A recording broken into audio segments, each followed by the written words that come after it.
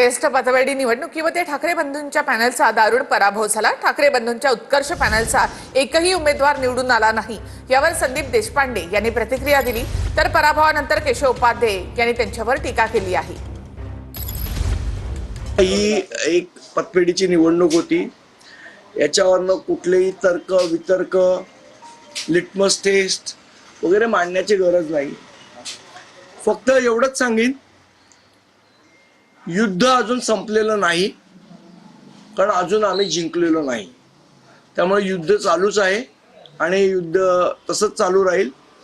आणि लाडांसाठी त्यांचे गुरु देवेंद्र फडणवीस यांनी म्हटलेलं एक वाक्य त्यांना पुन्हा एकदा सांगतो, मेरा पानी उतरता देख, मेरा पानी उतरता देख, किनारे पे घर मत बसा लेना, मैं समुंदर हूं वापस लौट के आऊंगा। काहीही नाही आणि दुसऱ्याकडे कमवण्यासाठी काहीही नाही, अशा दोन शून्यांची बेरीज केली आणि त्यात कितीही शून्य मिसळली तरी उत्तर शून्यच येतं। बेस्ट कामगार पतपेढीच्या निवडणुकीत जी वर्षानुवर्ष उबाठाकडे होती, तिथे दोन्ही ठाकरे बंधू एकत्र आल्यानंतर 21 पैकी एकही जागा जिंकता आली नाही।